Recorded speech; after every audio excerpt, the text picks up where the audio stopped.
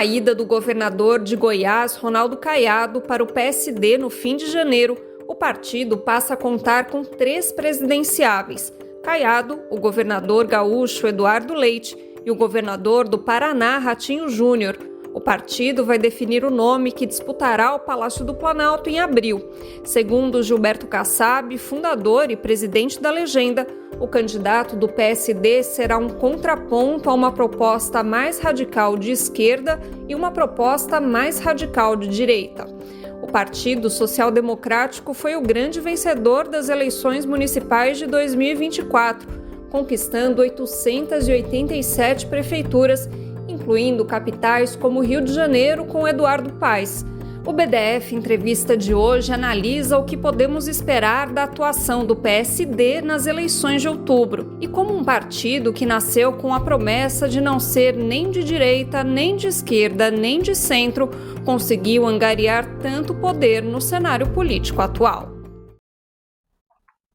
Olá, bem-vindo a mais um BDF Entrevista e muito obrigada pela sua companhia. Eu sou Raquel Setz e hoje a gente vai falar sobre essas movimentações em preparação para as eleições de outubro e para isso eu converso com o Pedro Fassoni, que é cientista político.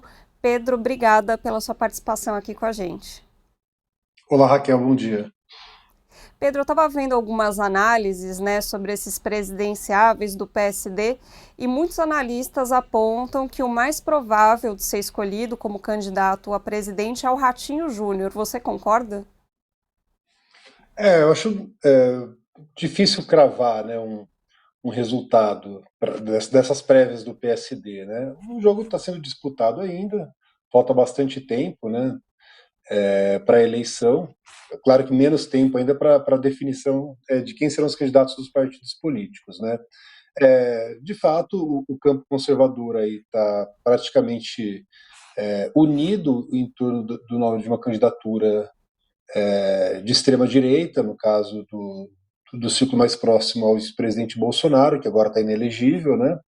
Então, muito provavelmente, a disputa vai ficar polarizada aí entre o Lula, o atual presidente, e também o Flávio Bolsonaro, né?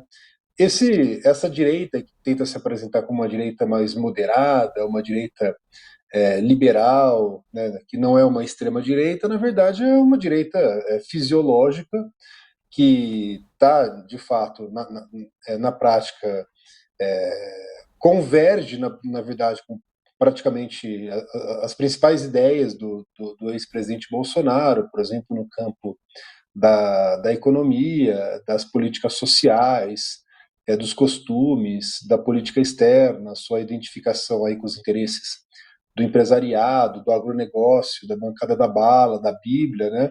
Então, na verdade, não existe diferença muito grande com relação ao conteúdo daquilo que eles propõem, né? Não existe vazio na política, né? Um partido que tenta se apresentar ao eleitorado como não sendo nem de esquerda, nem de direita e nem de centro, é uma tentativa de ludibriar, de enganar os eleitores. É claramente uma candidatura de direita, né, que tenta apresentar um figurino, uma roupagem um pouco mais palatável para aqueles que não se identificam diretamente com o fascismo. Uhum. Inclusive, na última sexta-feira, dia 30, mais um governador se filiou ao PSD, foi o Marcos Rocha, de Rondônia, que até então era do União Brasil, e ele é um bolsonarista, né? O Caiado e o Ratinho Júnior também subiram em carro de som junto com o ex-presidente Jair Bolsonaro, pedindo anistia. Então, justamente isso que você apontou, né? Para um partido que se aponta aí quase como neutro, caminha bem próximo ao bolsonarismo, né? Sim, essa divisão aí é meramente aparente, né? Eles tentam, na verdade, ganhar cacife para as próximas eleições. Na verdade, nenhuma dessas candidaturas se mostra viável, qualquer candidatura do PSD, seja Ratinho Júnior, Eduardo Leite, o Ronaldo Caiado, né? Inclusive, né, o próprio. A gente pode dizer que o PSD é um partido que tem um dono, que é o Gilberto Kassab, né? O Kassab, ele é muito próximo ao governador de São Paulo, Tarcísio de Freitas, uma espécie de primeiro-ministro do governo estadual ali, E ele já deixou muito claro que se o Tarcísio fosse, ou se o Tarcísio for candidato à presidência da República, ele apoia o Tarcísio de Freitas, que não é nem do partido dele, né? É de outro partido. Então, deixaria até de apresentar uma candidatura própria para apoiar o Tarcísio de Freitas, que se coloca no campo bolsonarista, inclusive, embora, né, flerte ali com outros setores de uma direita vista como mais moderada, né? Então, são movimentos muito aparentes, né? O Gilberto Kassab mesmo já tem um movimento bastante errático, vejam só. O PSD, partido do Kassab, tem 3 ministros no governo Lula, né? E ao mesmo tempo em que no âmbito federal ele tem uma aliança, né, com o governo visto como um governo mais à esquerda no espectro político, por outro lado ele tem uma aliança em São Paulo ali com o governador Tarcísio de Freitas, né? Então, na verdade, essa política fisiológica que aparenta não ter ideologia, na verdade possui, já que no campo do governo federal, né, essa aliança tenta puxar justamente o governo mais à direita. Uhum. Daqui a pouco a gente vai falar mais sobre esse fisiologismo do PSD, mas eu queria continuar um pouquinho ainda nesse tema das eleições. Também outros analistas apontam que desse trio aí de presidenciáveis sai um candidato à presidência e os outros dois devem se candidatar ao Senado e com uma grande possibilidade de ser eleitos, né? Então existe também por parte do PSD, do Kassab, uma vontade aí, uma movimentação para ocupar cargos no legislativo também, né?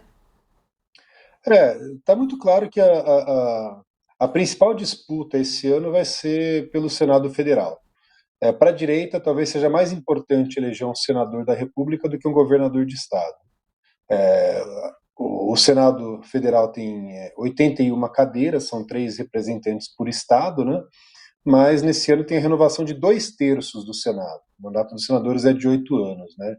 Então, com essa mudança aí, com essa renovação de 2/3 das cadeiras do Senado, o campo conservador tenta formar uma maioria, porque é justamente ali no Senado onde se decidem questões importantes, não apenas da política externa, mas principalmente a possibilidade de remoção, de impeachment de juiz, de ministro do Supremo Tribunal Federal, por exemplo, e até mesmo impeachment, né, quem dá a palavra final aí sobre impeachment de presidente da República é também o Senado.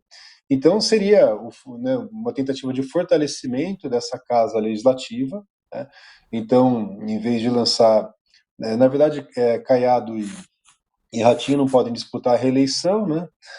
Já estão no segundo mandato, então a estratégia seria justamente essa, né? Lançar candidaturas ali para o Senado para ter maior poder de barganha e conquistar vantagens aí com relação ao governo federal. Uhum. A esquerda também bate bastante nessa tecla e acho que nessas eleições isso ainda vai ser mais forte, que é preciso eleger pessoas de esquerda para o Congresso, né? Tanto para a Câmara quanto para o Senado, porque não adianta nada você ter um presidente mais progressista se o Congresso é extremamente conservador e reacionário. Mas parece que a direita está se movimentando mais do que a esquerda para garantir essas vagas. Está correta a minha visão? Você concorda? Tá correto, eu concordo. O DIAP, né, que é o Departamento Intersindical de Assessoria Parlamentar, ele faz, né, alguns estudos a cada legislatura, a cada 4 anos, portanto, um documento chamado Radiografia do Congresso Nacional. Então faz um mapeamento do Congresso para saber quantos parlamentares pertencem a cada partido, quais as posições dele com relação a isso, a outro aspecto, né, qual que é o tamanho da bancada BBB, né, que é do boi, da bala e da Bíblia também, e vai mostrando que nas últimas 3 ou 4 eleições o Congresso vem assumindo um perfil cada vez mais conservador, né? A atual legislatura é a legislatura mais conservadora é, desde a da redemocratização no Brasil, desde os anos 80. Né? Então, vai ficando cada vez mais difícil, inclusive, a questão da governabilidade. Nos governos Lula 1 e 2, ele, além da alta popularidade, ele contava com bastante apoio no Congresso Nacional. Né? Hoje, a própria bancada do Partido dos Trabalhadores também era maior. Né? Hoje, embora o PT tenha conseguido ganhar a eleição para presidente em 2022 com o Lula, a gente tem que também levar em consideração que a disputa no segundo turno foi muito apertada. O Lula venceu o Bolsonaro com a diferença menor do que 2 pontos percentuais, algo como 50,9% contra 49,1% dos votos, né? E que, né, o Bolsonaro, embora tenha sido derrotado depois de se tornado inelegível, o bolsonarismo continua muito forte, né? Então conseguiu eleger muitos, inclusive ex-ministros do Bolsonaro, foram eleitos para cargos importantes, né? Sérgio Moro, Damares Alves, Pazuello, tantos outros, né? Ganharam cadeiras na Câmara e também no Senado Federal e também nos governos dos estados. No Sul e no Sudeste, por exemplo, com governadores de oposição ao presidente. Então isso fica muito difícil. Então vai ser uma disputa bastante acirrada também para a Câmara dos Deputados e para o Senado Federal esse ano. Tem que ficar de olho Uhum, não apenas na eleição para presidente, né? uhum.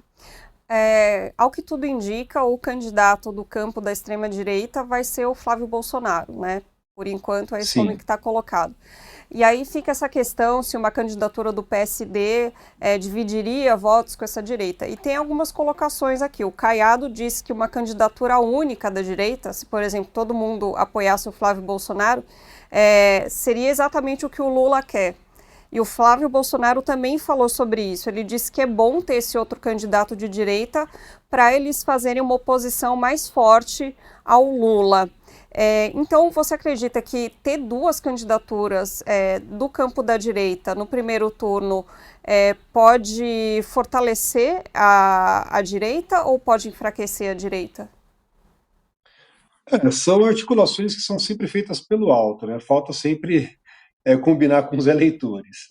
Então, muitas vezes o eleitorado não está pensando nesse tipo de aliança, nessas disputas aí entre o campo conservador, né? Quem mais se identifica de fato com o eleitorado é essa extrema-direita, né? Então, a correlação de forças mudou bastante nos últimos tempos, né? Vejam só que até alguns anos atrás, até 2018, o Bolsonaro era um deputado federal inexpressivo, né, uma figura do baixo clero. O Bolsonaro, como deputado federal, ficou 27 anos na Câmara, sem jamais ter apresentado um projeto de lei importante, sem ter liderado uma bancada, presidido uma CPI, né, ou feito um discurso memorável na tribuna da Câmara, né? Então, tinha muita força a direita chamada liberal, até com uma centro-direita, né, que é representada ali pela aliança entre o PSDB e o antigo DEM-PFL. Essa direita dita moderada acabou pagando um alto custo, né, pela sua guinada também à direita, pela sua adesão ao golpismo, né, muitos em 2016, com o golpe que eles chamam de impeachment contra a presidenta Dilma, acreditavam que o governo cairia no colo deles, né? Era a estratégia do Aécio Neves e de tantos outros, né? Derrubaram uma presidenta legitimamente eleita pelo voto popular e, na verdade, eles prepararam um terreno para que a extrema-direita assumisse. A gente sempre sabe como um golpe começa, né? Difícil saber como que termina, né? Então houve uma espécie ali de acerto de contas entre os aliados da véspera, aqueles que se uniram para derrubar a presidenta Dilma, aqueles que apoiaram o impeachment, né? Muitos deles acabaram sendo alijados, né? Inclusive pelo próprio eleitorado, inclusive, né? O desempenho do Alckmin, por exemplo, na eleição para presidente em 2018 foi sofrível, né? Então Uhum.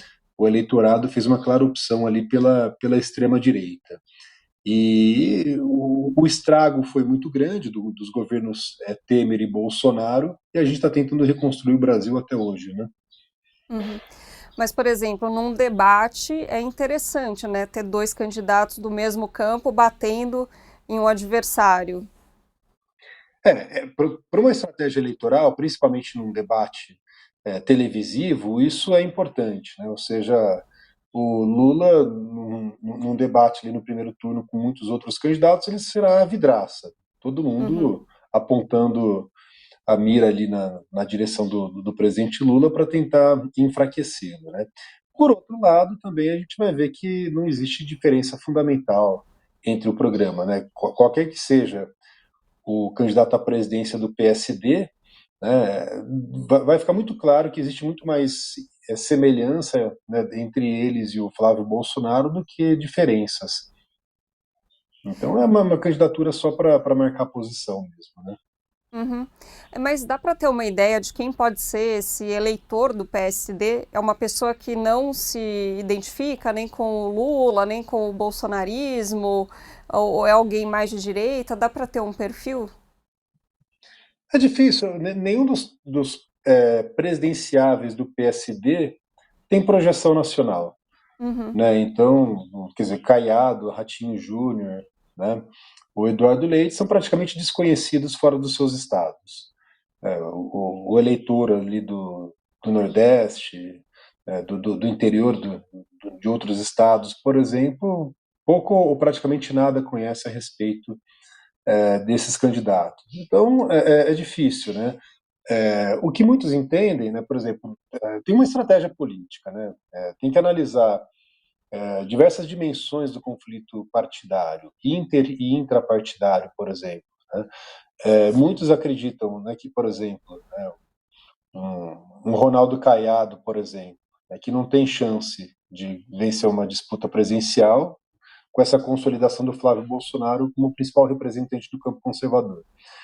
Né? Então ele poderia ficar sem mandato, agora que termina o seu mandato de governador, e ele poderia então garantir, por exemplo, uma vaga no Senado. O mandato do senador é de 8 anos. Então poderia ser mais interessante, né, garantir essa vaga, né, já que a gente falou logo no começo que vai ser muito importante essa disputa pelo Senado, que ele pode contribuir, inclusive, para a defesa das suas ideias, né, muito mais como um senador que ganhou uma eleição do que um candidato à presidência derrotado, só para marcar posição ali e fazer críticas ao Lula num debate. Isso vale para os outros pré-candidatos ali, Eduardo Leite e Ratinho Júnior. O Eduardo Leite, eu acho uma figura bem interessante da gente analisar, porque o que aconteceu no Rio Grande do Sul em 2024, naquela enchente, né? Realmente teve uma questão que choveu muito além do esperado, mas uma série de erros, né? Tanto do governo estadual quanto da prefeitura de Porto Alegre. Se fosse uma pessoa de esquerda, com certeza nunca mais seria eleito para nada, né? Aí já no campo da direita se consegue dar esse tipo de volta por cima, né? É curioso isso. É, foram feitos vários alertas, inclusive de parlamentares de oposição ao governador Eduardo Leite, que já vinham denunciando o corte de verbas naquelas obras de contenção das enchentes e tal, e nada foi feito, e mesmo assim ele continuou com a aprovação, né? O prefeito foi reeleito e a popularidade do Eduardo Leite não foi seriamente abalada por conta daquilo, né? Então é difícil, né, explicar, a não ser. É interessante porque até algum tempo atrás, vejam só que quando a gente leva em consideração os fatores preditores do voto, né, quando a gente pergunta para os eleitores por que você, em quem você vai votar para presidente ou para governador e por que você vai votar. Então, até algum tempo atrás, era a questão da economia. Se a gente pensar, por exemplo, nas eleições disputadas pelo Fernando Henrique, pelo Lula, pelo José Serra, então tinha uma centralidade no debate a questão do emprego, da renda, do crescimento da economia. E hoje o aspecto dos costumes, dos valores, da família, da religião, por exemplo, acabam tendo um peso muito grande nisso tudo, né? Então, muitas vezes, né, no caso do Bolsonaro, a gente falou, por exemplo, das enchentes no Rio Grande do Sul, mas teve algo muito grave, né, que foi o genocídio aqui no Brasil. Durante o governo Bolsonaro, o descaso do governo federal levou à morte de 700 mil pessoas. A gente pode colocar, com certeza, aí mais da metade dessas mortes poderiam ter sido evitadas, né? Mas o governo se recusou a comprar vacinas na época, né? Então foi algo muito mais grave e ainda assim, né, o Bolsonaro, como eu falei, foi derrotado na tentativa de reeleição, mas ele teve um bom desempenho nas urnas, levando-se em consideração a tragédia que foi aqui. Né? Então praticamente destruiu o país, né? A economia estava muito mal, o desemprego estava muito alto, a inflação estava maior do que hoje e ainda assim ele teve um bom desempenho nas urnas, né? Então, a gente acredita que mudou um pouco o eixo do debate. Para a pauta dos costumes também, isso acaba tendo um peso muito grande. Uhum. Em 2022 isso já foi bem marcado, né? Nas eleições anteriores também, apesar de não ter nenhum candidato que fosse muito representante assim dessa extrema direita, mas eu lembro que discussões sobre aborto, né, foi uma coisa muito de baixo nível até, né? Em 2022 eu lembro até que teve uma questão, né, dos bolsonaristas colocarem não, a nossa questão não é política, é espiritual, porque realmente as condições materiais da população tinham piorado, né? Mas para você Uhum. convencer as pessoas a votar naquele candidato, então se criou, né? Não, estamos num embate em um outro plano. Você acredita que agora em 2026 isso deve ser mais forte ainda, levando em consideração que as condições materiais da população melhorou nesses 4 anos de Lula? Isso tem um fenômeno parecido que aconteceu também nos Estados Unidos, né, na última eleição. Né? A economia dos Estados Unidos, né? A gente está analisando, claro, uma economia capitalista com todos os seus problemas, né? Mas dentro daquilo que se esperava, quando a gente analisa o crescimento do PIB, a taxa de desemprego, no final do governo Biden a economia estava bem.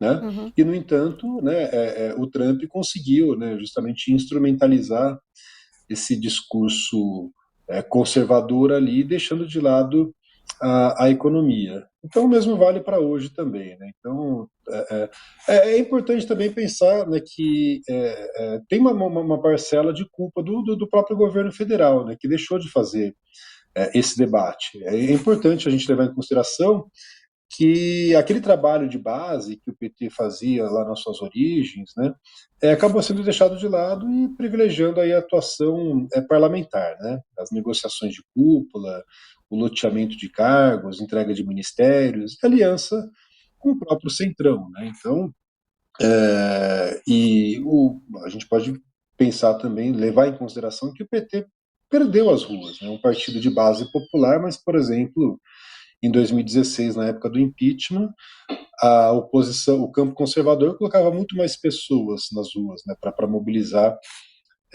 ali contra o governo. Né? Então, muitos outros setores, como eu já tinha falado também, não existe vazio, né, na política.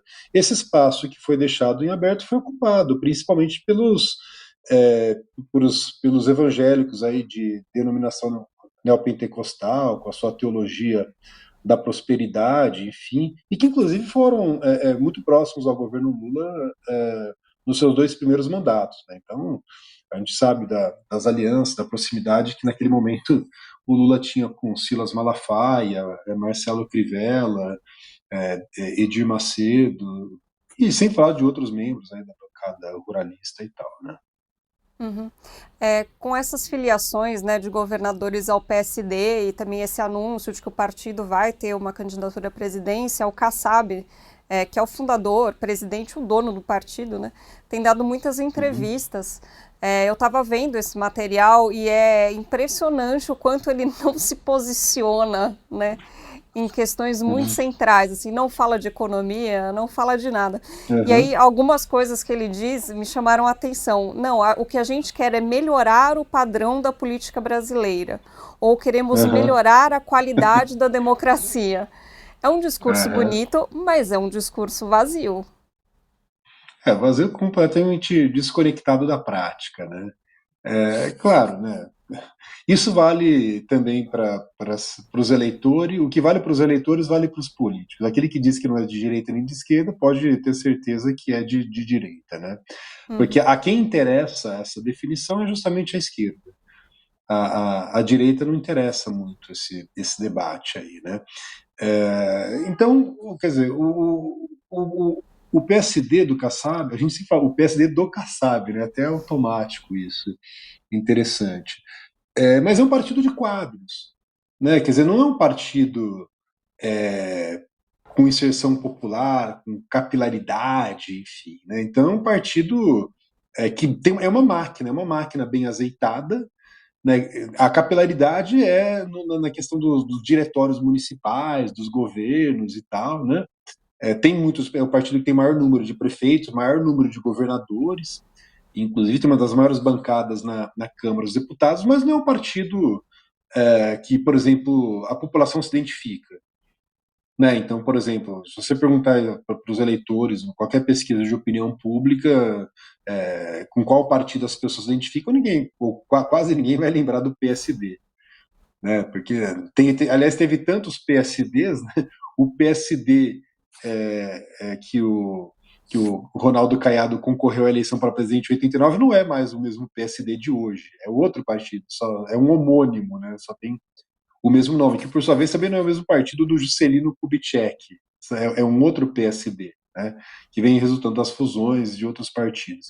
Então o próprio Kassab, né, o Kassab construiu toda a trajetória dele no campo conservador, né, foi secretário Uhum. do Celso Pitta, vem do malufismo, foi próximo do Guilherme Afif Domingos, né? Aliás, o PL do Afif Domingos, que o Kassab apoiou na eleição para presidente em 89, não é o mesmo PL da família Bolsonaro dos dias atuais, né? Então são políticos que vão mudando de partido. O Eduardo Leite saiu do PSDB, foi para o PSD, né? O Ronaldo Caiado também já passou por outros partidos, acaba de se filiar ao PSD, o Kassab foi também do PFL, DEM, agora está nesse outro partido, enfim. Então um partido justamente que as pessoas, muitos políticos acabam se filiando com uma estratégia de disputar eleições. Uhum. Vejam só, né? Quando alguém pergunta pro Ronaldo Caiado ou para qualquer outra pessoa que migrou para o PL agora, pro PSD agora, por que você mudou de partido? A resposta nunca é a identificação com as ideias do partido. Ah, porque eu não tinha espaço para concorrer. Eu não tinha espaço para concorrer no partido que eu estava, então agora fui preterido, né, e agora eu procuro uma outra legenda onde eu possa me candidatar. A resposta sempre é essa, né? Uhum. É instrumental, né? Uhum, Essa coisa de o partido não é nem de direita, nem de esquerda, nem de centro, parece um meme, mas foi uma frase do próprio Kassab quando ele estava criando, né? O PSD, que ele começou a chamar um monte de gente, eu lembro que ele chamou a Cátia uhum, Abreu, essa eu lembro bem, enfim, chamou uhum. várias pessoas, e aí os jornalistas, né, a mídia perguntando, tá, mas qual, né, o posicionamento, vai ser um partido de direita, de centro, e aí ele soltou essa pérola e que ele, não, eu vou juntar as pessoas, depois a gente decide aí, e decidiu que não ia ser nada, né? Então já nasce como uma legenda em que tudo cabe.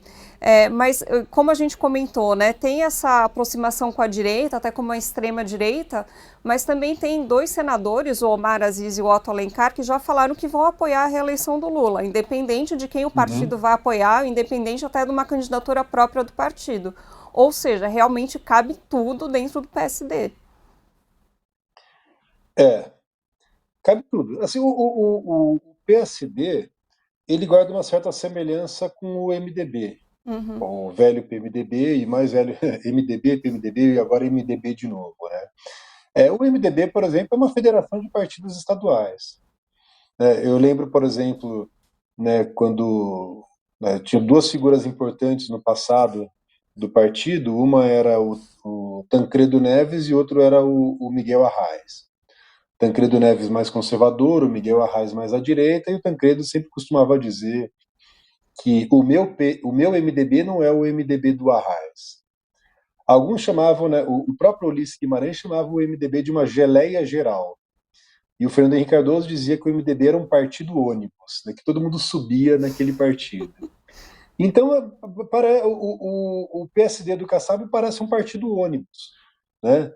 Todo mundo em cada parada ali vai subindo alguém, né? Aliás, mais sobem do que descem, né? Inclusive porque o partido vem crescendo bastante. O ônibus já está lotado, inclusive. Mas é uma geleia geral, como dizia também o Ulisses a respeito do antigo MDB. Né? Porque, veja, no MDB ali, quando acaba a ditadura, ou até mesmo nos anos finais ali, né, do ciclo de governos militares, muita gente que apoiou a ditadura, né, o Fernando Collor de Mello, por exemplo, disputou a eleição para governador de Alagoas em 86 pelo MDB. sendo que ele era do PDS e apoiou no ano anterior, né, no ano anterior a candidatura do Paulo Maluf no colégio eleitoral.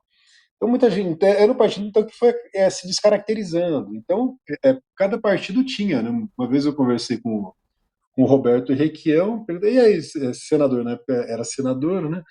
É, como é que está o MDB, né? Era na época do impeachment, né? E tinha lá, ele não era do mesmo grupo, né, do Michel Temer, o Requião foi contra o golpe e tal. Ele falou, como vai o meu MDB? O meu MDB tá bem. Agora o MDB do Temer aí é outra coisa, né? Então isso mostra, né, como também tem diferença dentro do PSD atual, né? Geralmente, muitos parlamentares do PSD, principalmente do Nordeste, apoiarão a reeleição do presidente Lula. E qual que é a orientação do Diretório Nacional do partido? É liberar a bancada, não firmar uma posição. Então, o parlamentar que quiser apoiar a candidatura à reeleição do presidente Lula está liberado para declarar esse apoio. Tanto é que, de frente do União Brasil, que acabou rompendo, tinha alguns ministros, o PSD não exigiu, né, que os seus filiados deixassem o governo. Então ainda tem três, né, o ministro Alexandre Silveira, por exemplo, das Minas e Energia, né, é um dos principais ministros do governo Lula. Uhum. Se fala muito que a sociedade brasileira está polarizada, né? Eu acho esse termo meio problemático, né? Que acaba dando Sim. uma equivalência, né? A dois lados, um lado democrático, progressista e um outro que é abertamente fascista, né? Mas enfim, existe uma divisão na sociedade brasileira, isso é muito claro, né? Mas Uhum. como que um partido que é tão entre mil aspas, né, sem ideologia, um partido em que tudo cabe, em que não tem uma posição firme em nenhum assunto importante, conseguiu crescer tanto nesse cenário? O partido tem ideologia, né? Só que isso não é explicitado. Né? Então se apresenta, né, como neutro, não sou de direita. Algumas pessoas, eu lembro a própria a Tabata Amaral, né, que também se esquivava de dizer, né, se era de direita ou de esquerda. Eu não sou de direita nem de esquerda, eu olho para frente, né? Então vinha assim com algumas frases de efeito, algumas frases prontas para se esquivar do debate, né? Eu entendo que o PSD é um partido de direita, embora não tenha evitado justamente essa discussão, né? O bom e velho camarada Marx, né, ele já dizia, né, que a gente, assim como a gente não pode julgar uma época de transformação social a partir dos valores que ela propõe, a gente também não pode julgar uma pessoa a partir do que ela fala a respeito de si mesma, né? Então o fato de alguma pessoa dizer que não é de direita, né, isso não muda nada para quem é um cientista político, né? O mesmo Marx já dizia que se a aparência das coisas correspondesse à sua essência, né, a ciência seria inútil. Então, a nossa tarefa é justamente desvelar o que existe por trás do discurso das pessoas. Né? Então, né, a gente precisaria fazer muitas análises, né, se o que as pessoas dissessem a respeito de si mesmas fosse verdade. Então, é um partido de direita que procura fugir desse debate, mas, enfim, esquerda e direita são conceitos relacionais. Né? Um se define em função do outro. Né? Uhum. Se a gente pensa, o que caracteriza, por exemplo, a esquerda? É a preocupação com o social, defesa de políticas de redistribuição de renda, redução das desigualdades, né, defesa dos direitos humanos e tal. Então, a direita, né, se coloca como uma oposição a isso. Né? Então, enquanto, por exemplo, a direita defende políticas públicas que visam acabar com a pobreza e reduzir a desigualdade, a direita coloca em contraposição, por exemplo, uma defesa do mercado, dos interesses das empresas, o Estado mínimo e outras coisas. Então, são conceitos relacionais, então não tem como escapar desse debate. A gente está aí para isso, né, para mostrar quem essas pessoas realmente são. Uhum. Queria retomar uma coisinha que você falou dessa comparação do PSD com o MDB.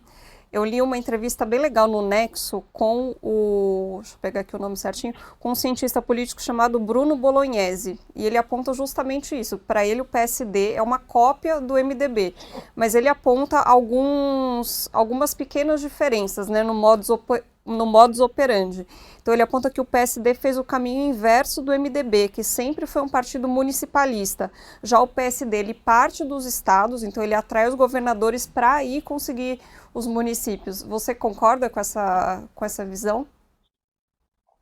Eu concordo, né? Uma das grandes figuras ali do PMDB nos anos 80 era o Orestes Quercia, que foi governador de São Paulo e que era um dos principais líderes, né, do movimento municipalista no Brasil. Então o PMDB tinha, e tinha naquele momento, né, na memória, aquele MDB, o PMDB, no caso, né, foi MDB até 79.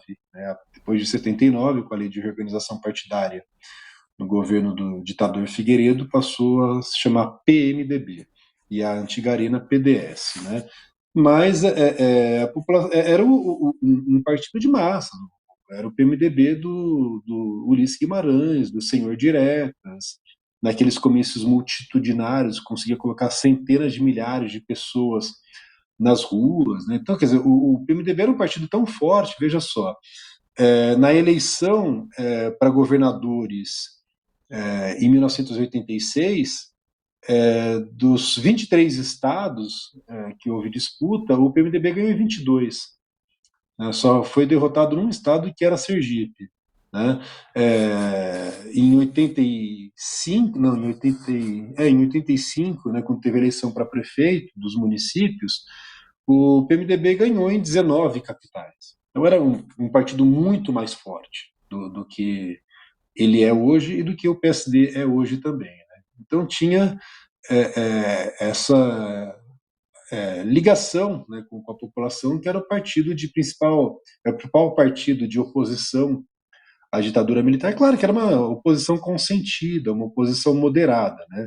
A oposição mais radical, a gente sabe que foi brutalmente reprimida naqueles anos de chumbo ali. Né? Mas tinha essa diferença. Né? Então, o PMDB tinha base local, sem dúvida nenhuma, né? E o PSD já é um partido de quadros, né? Então, que se une muito mais a partir. É um partido que é criado de cima para baixo, diferente do MDB, que era um partido mais de baixo para cima, né? Outra coisa bem interessante que o Bolognese coloca, né, nessa entrevista é que o PSD ele utiliza o Estado para construir o partido. Então essa estratégia de cooptação de governadores, de pessoas que já estão eleitas, já têm uma certa popularidade, e trazer para o partido é o inverso do que normalmente se faz. Né? Você cria um partido para chegar ao Estado. Não, ele usa o Estado para fortalecer o seu partido. Concorda com isso? Sem dúvida, é uma máquina, como eu falei, bem azeitada, né? Ou seja, o fato de ter o maior número de governadores, uma das maiores bancadas na Câmara, a maior bancada uma das maiores bancadas, segunda maior bancada no Senado, o maior número tem mais de 800 prefeituras. Né? Então imagine que isso representa em termos de acesso ao fundo partidário, ao horário de propaganda no rádio, na televisão, enfim. Né? Então, muitas pessoas, aqueles que não tiveram espaço para disputar uma eleição pelo PL, por exemplo, conseguem, né? Qual que é o que o Kassab tem a oferecer para essas pessoas, para atraí-los e se filiarem ao PSD? É justamente isso, né? A possibilidade de disputarem candidaturas viáveis, né? Não vai faltar recursos para o financiamento, uma prefeitura, uma cadeira no Senado ou na Câmara. Uhum. Falando um pouquinho da trajetória do Kassab, né? Você já apontou que ele teve aí, né? Ele trabalhou na candidatura do Afif em 89, é um cara que já está dentro da política desde os anos 80. Mas ele teve uma projeção quando ele se tornou prefeito de São Paulo, não via eleição, mas ele era o vice do Serra sai em 2006 para tentar o governo, né? Acabou sendo eleito o governador. E aí o Kassab vira prefeito e depois em 2008 consegue se reeleger. E aqui em São Paulo, a gestão do Kassab foi muito marcada por uma série de leis proibitivas. Então, teve a Lei Uhum. Cidade Limpa, né, que proibiu outdoor, teve a Lei Antitabagismo, que proibiu fumo em locais fechados. Foram duas leis boas, né, bem aceitas, mas teve um monte de outras tentativas dele de proibições, assim, até de coisas meio bizarras. Ele perseguiu roda de samba, enfim, foi uma gestão toda focada, assim, em proibir coisas. Ele não construiu nada de que tenha ficado como um Uhum. legado, assim, de uma política de transporte ou de habitação. Então, para a gente que é aqui de São Paulo, que viveu essa gestão Kassab, é muito estranho pensar que uma pessoa tão sem expressividade, né, que não tenha construído nada que ficou como um legado, tenha conseguido se tornar uma figura tão central da política brasileira hoje. É, o Kassab ele não tem mais voto, né? Você falou que não deixou uma marca e também hoje, por exemplo, ele disputou uma eleição para o Senado de São Paulo em 2014. Ele teve menos de 6% dos votos, né? Então ele acaba se consolidando como um homem dos bastidores mesmo, né? Então ele não tem voto, né? Ele nunca mais disputou uma eleição importante, né? Ele fica ali atuando como o dono de um partido, como cacique de um partido, mas ele mesmo não tenta uma prefeitura novamente, um governo do estado ou o Senado, né? Então, aquele teste nas urnas que ele teve ali em 2014, né, com menos de 6% dos votos, é isso. Então, depois o que, que ele teve? Ele teve cargos, foi indicado, né? Foi ministro no governo Dilma, ministro no governo Temer, secretário no governo João Dória, e assim, ele é um oportunista, né? Enfim, eu não diria que é um oportunista sem princípios, porque ele tem princípios, né? Gostando ou não. Mas veja só que ele foi ministro da presidenta Dilma, ministro das cidades, né, em 2015, 2016.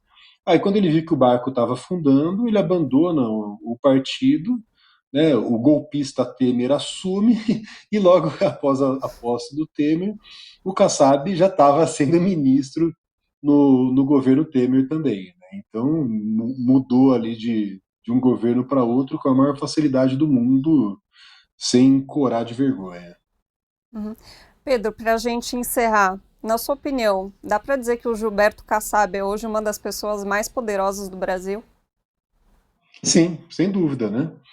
Sem fazer qualquer juízo de valor, né? Mas ele tem uma figura que tem bastante poder. Ele pode mudar aí o peso dos pratos da balança para um lado ou para o outro, né? Então consegue negociar cargos, né? Em ministérios, secretarias, empresas estatais. Ele comanda um partido, né?